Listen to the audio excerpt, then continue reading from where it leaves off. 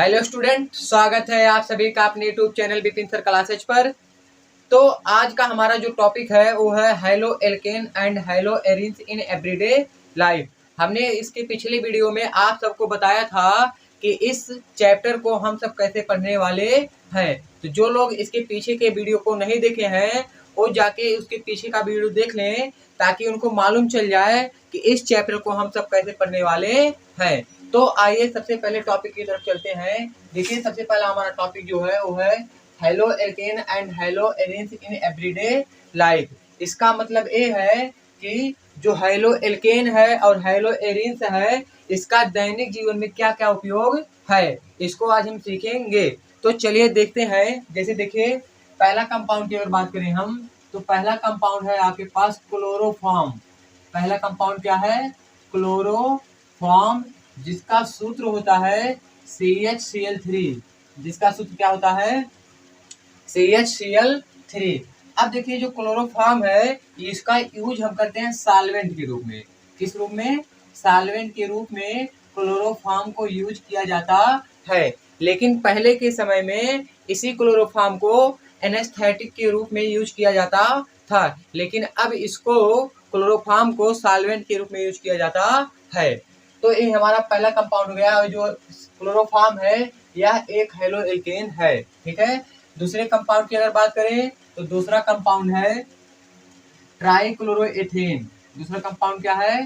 ट्राइक्लोरोएथेन। ट्राइक्लोरोएथेन, जिसका सूत्र होता है आपके पास CH3CCl3। ए ट्राइक्लोरोएथेन है। सूत्र क्या है यहाँ पर देख लीजिएगा, CH3CCl3। इसका नाम होता है ट्राइक्लोरोएथेन। अब देखिए, जो ट्राइक्लोरोएथेन होता है इसका यूज हम करते हैं क्लिनिक फ्यूल के रूप में। किसके रूप में? क्लिनिक फ्यूल के रूप में। सबको समझ में आया? अब देखिए, जो ट्राइक्लोरोएथेन है यह स्प्रे के रूप में आती है और लैपटॉप को सफा करने के लिए इस क्लोरोएथेन का उपयोग किया जाता है। उम्मीद करते हैं कि आपको ये दो कंपाउंड के बारे में अच्छे से जानकारी प्राप्त हो रही होगी। ठीक है। आइए तीसरे कंपाउंड की तरफ चलते हैं। तो देखिए, जो हमारा तीसरा कंपाउंड है, ये पहला, ये दूसरा और ये तीसरा। तीसरे का नाम है क्लोरम फेनिकॉल। क्लोरम फेनिकॉल। ये जो कंपाउंड है एनसीईआरटी में दिया हुआ है क्लोरम फेनिकॉल। अगर इसके सूत्र की बात की जाए तो इसका सूत्र होता है C11H12 और Cl2N2O5। Cl2N2O5 ये सूत्र होता है क्लोरम फेनिकॉल का। ठीक है। स्ट्रक्चर की बात की जाए तो इसका स्ट्रक्चर कुछ ऐसा होता है, ध्यान से देखिएगा सब लोग।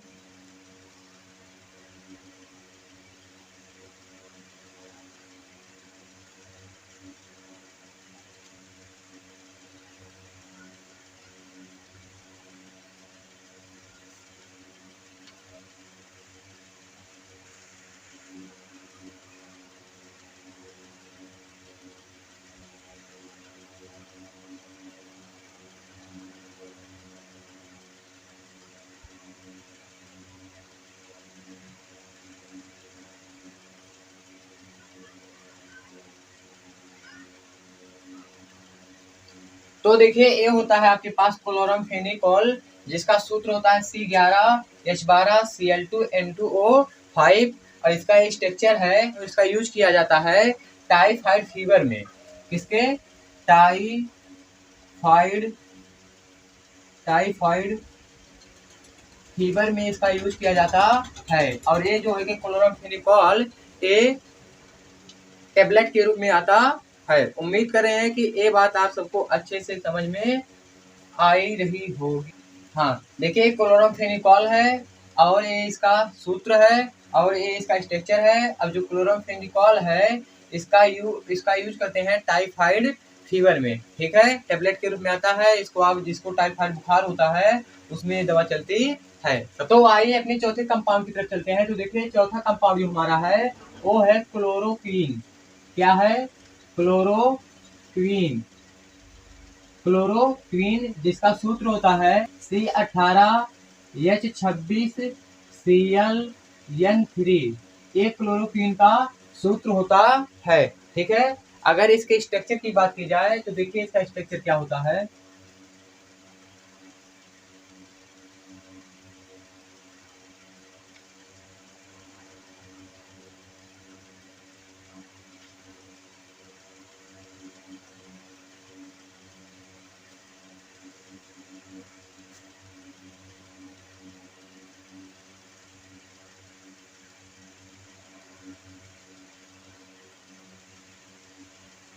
देखिए ये होता है आपके पास क्लोरोक्वीन का स्ट्रक्चर। अगर इसके यूज की बात की जाए तो इसका यूज होता है मलेरिया बुखार में। किसके? मलेरिया। अगर ये देखिए अगर किसी को मलेरिया हो जाती है तो उसमें क्लोरोक्वीन का एक टेबलेट आता है, उसमें चलता है। इसमें अगर किसी को मलेरिया का बुखार हुआ है तो उसमें आप क्लोरोक्वीन का यूज करते हैं। सबको समझ में आया? ठीक है, देखिए ये क्लोरोक्वीन है जिसका फार्मूला होता है C18H26ClN3 और ये इसका स्ट्रक्चर है। क्लोरोक्वीन का उपयोग हम करते हैं मलेरिया बुखार में। ठीक है, क्लोरोक्वीन का उपयोग कहाँ किया जाता है? मलेरिया बुखार में। सबको समझ में आया? तो आइए पांचवें कंपाउंड की तरफ चलते हैं। तो पांचवें कंपाउंड का नाम होता है थायोरॉक्सीन। अगर इसके सूत्र की बात की जाए तो इसका सूत्र होता है C15H11I4NO4। ये होता है थायोरॉक्सीन का सूत्र। उम्मीद करते हैं कि आप सबको थायोरॉक्सीन का सूत्र अच्छे से समझ में आ रहा होगा।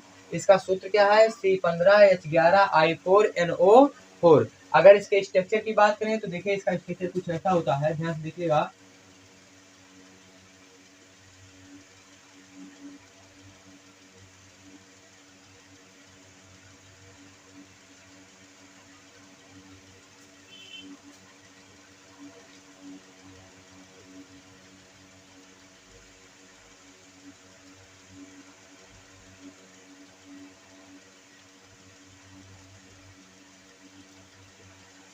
तो देखिए ये है आपके पास थायरॉक्सिन। ये इसका यूज किया जाता है, घेघा रोग की एक बीमारी होती है उसमें टेबलेट के रूप में आता है। अगर उसको आप खाओगे तो लगभग वो घेघा रोग ठीक हो सकता है। ठीक है, तो एक बार पुनः समझा देते हैं। थायरॉक्सिन है, थायरॉक्सिन का सूत्र क्या होता है? C15H11I4NO4, जिसका स्ट्रक्चर ए है। इसका यूज हम कहाँ करते हैं? घेघा रोग के बीमारी में। सबको समझ में आया? ठीक है, तो इसके बाद देखिए हमारा छठवां कंपाउंड है हैलोथेन। छठवां कंपाउंड क्या है? हैलोथेन, जिसका सूत्र होता है CF3CHClBr। जिसका सूत्र क्या होता है? CF3CHClBr। ये होता है हैलोथेन। इसका यूज हम करते हैं इस समय में एनेस्थेटिक के रूप में। किस रूप में? एनेस्थेटिक के रूप में। माने हैलोथेन का उपयोग किया जाता है किसी को बेहोश करने में। पहले के समय में हम क्लोरोफॉर्म को यूज में लेते थे बेहोश करने में, लेकिन अब इस समय किसका यूज किया जाता है बेहोश करने के लिए? हैलोथेन का। सबको समझ में आया? एक बार इसको आप स्क्रीनशॉट ले लीजिएगा इसका, और एक बार हम इसको आपको अच्छे से समझा देते हैं। देखिए जो क्लोरोफॉर्म होता है उसका सूत्र CHCl3 होता है। इसको हम सॉल्वेंट के रूप में यूज करते हैं। उसके बाद है ट्राइक्लोरोएथेन, जिसका सूत्र होता है उसके बाद ट्राइक्लोरोएथेन है जिसका सूत्र होता है CH3CCl3। और इसका उपयोग हम करते हैं क्लिनिक फ्यूल्ड में। इसका उपयोग किस रूप में किया जाता है? क्लिनिक फ्यूल्ड के रूप में किया जाता है। माने लैपटॉप को सफा करने में इसका यूज किया जाता है। और देखिए ये जो कंपाउंड है क्लोरमफेनिकॉल, ये एनसीईआरटी में गिवन है। इसमें एनसीईआरटी में दिया है। क्लोरमफेनिकॉल का सूत्र क्या होता है? C11H12Cl2N2O5, जिसका स्ट्रक्चर ये होता है। और क्लोरमफेनिकॉल का यूज टाइफाइड फीवर में किया जाता। उसके बाद चौथा हमारा कंपाउंड है क्लोरोक्वीन, जिसका सूत्र क्या होता है? C18H26ClN3। देखिए यहाँ पर इसका एक स्ट्रक्चर है और इसका उपयोग मलेरिया बुखार में किया जाता है। उसके बाद यहाँ पर देखिए थायरॉक्सिन, जिसका सूत्र क्या है? C15H11I4NO4। इसका स्ट्रक्चर ए है।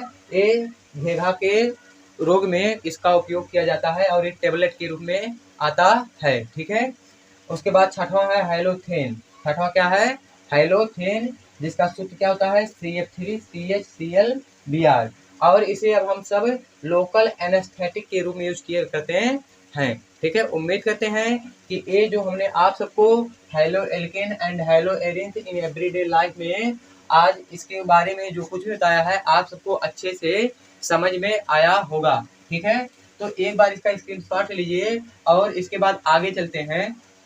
चलिए देखिए, जो हमारा सातवां कंपाउंड है वो है DDT। क्या है?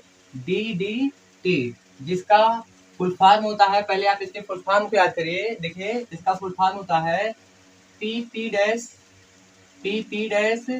Dichloro diphenyl trichloro ethane. ये होता है DD का फुल फॉर्म, DDT का फुल फॉर्म। सबसे पहले आप इसके फुल फॉर्म को याद करिए। देखिए, इसका फुल फॉर्म क्या है? PP dichloro diphenyl trichloro ethane. अब हम बात करेंगे इसके स्ट्रक्चर की। तो देखिए, इसका स्ट्रक्चर कैसे होता है CCl3CH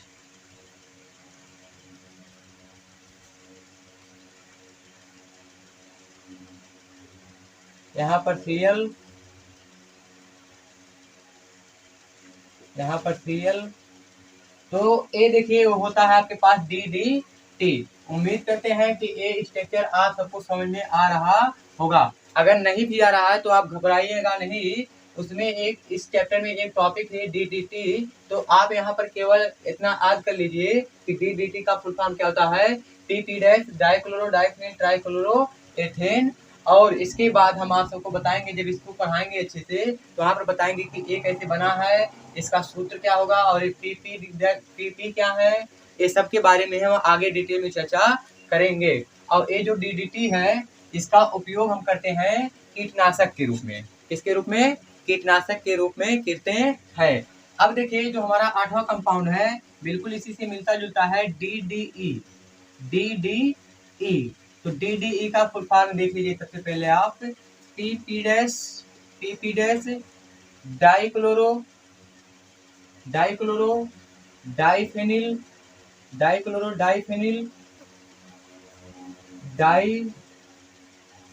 PP dichloro dichloro ethene. ये होता है DDE का फुल फॉर्म। DDE का फुल फॉर्म क्या है? PP dichloro diphenyl dichloro ethene. PP का DDE का फुल फॉर्म है। अब देखिए इसका स्ट्रक्चर कैसे होगा, ध्यान देखिएगा सब लोग।